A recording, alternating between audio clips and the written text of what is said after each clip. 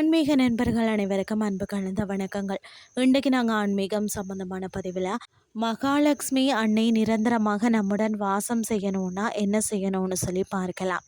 பண கஷ்டங்களை அனுபவிக்க வேண்டிய திசா புத்திகள் நடப்பவர்கள் நம்பிக்கையுடன் இந்த முறைகளை கடைப்பிடிச்சிட்டு வந்தீங்கன்னாலே ஸ்ரீ மகாலட்சுமியின் அருள் பெற்ற பண கஷ்டம் இல்லாமல் பொருளாதார முன்னேற்றம் அடையலாம். விநாயகருக்கு தினமும் 3 நாட்டு வாழைப்பழங்களை கோவிலில் வந்து சமர்ப்பித்து வணங்கி வரவும், தொடர்ந்து 41 நாட்கள் இதை செய்யலாம். ஆலமரத்தின் அடியில் வந்து சுத்தமான பசும்பால் மற்றது சர்க்கரை சேர்த்து ஊற்றி ஈரமான மண்ணை எடுத்து சிறிது வந்து நெற்றியில் இட்டுக்கொள்ளலாம். அடுத்தது வியாபாரத்திலேயும் உத்தியோகத்திலேயும் பணம் சம்பந்தமான நஷ்டம் ஏற்படாமல் இருக்கணும்னா காய்ச்சாத பசும்பால் 4 மடங்கிற்கு 1 மடங்கு வந்து பார்லி அரிசி கலந்து ஆற்று பிரவாகத்தில் வந்து சேர்க்கலாம். ஒவ்வொரு வெள்ளிக்கிழமையும் ஒரு மாதுளம்பழம் ஏதாவது ஒரு கோவிலுக்கு சென்று கடவுளுக்கு சமர்ப்பிக்கலாம். அடுத்தது உங்களுக்கு படுக்கை அறையில் சுத்தமான இடத்துல வந்து மயிலிறக வைக்கலாம். அடுத்தது வந்து பார்த்திங்கன்னா ஆண்கள் வலது சுண்டு விரலிலேயும் பெண்கள் வந்து இடது சுண்டு விரல்லையும் வந்து வெள்ளி வளையம் போட்டு கொள்ளுங்கள்.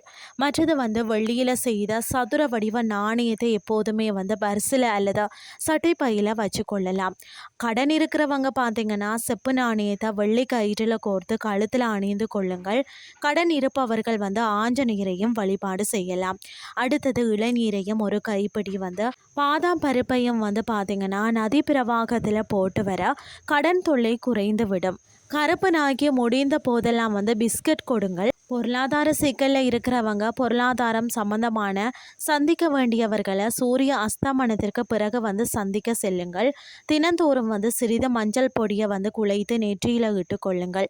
தினமும் பார்த்திங்கன்னா இரவில் உணவுக்கு பிறகு 1/2 டம்ளர் தண்ணீர் 2 ஸ்பூன் சரஸ்வதி அரிஷ்டத்தை வந்து கலந்து வந்து குடிக்கலாம். கழிவு நீர் செல்லக்கூடிய கால்வாயில் தினமும் ஏதாவது ஒரு வாசனை மலர்களை போடுங்கள்.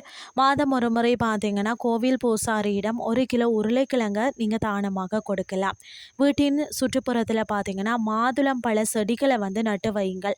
ஒரு வெள்ளை துணியில் பார்த்திங்கன்னா நன்கு சிறிய வெள்ளி குண்டுமணிகளை சுற்றி எப்போதும் உங்களுடன் வச்சுக்கொள்ள பணம் வந்து நிலைத்திருக்கும். இந்த அனைத்தையும் வந்து கடைபிடிக்க முடியாமல் போனாலும் ஒரு சில பரிகாரங்களையாவது கடைபிடித்தீங்கன்னா நிச்சயம் பொருளாதார மாற்றம் நிகழும் என்று சொல்லி கூறிக்கொண்டோம். இன்றைய ஆன்மீகம் சார்ந்த பதிவை நிறைவு செய்து கொள்கிறேன். இதே மாதிரி மற்றும் ஒரு ஆன்மீகம் சார்ந்த பதிவோடு உங்களை சந்திக்கிறேன். நன்றி.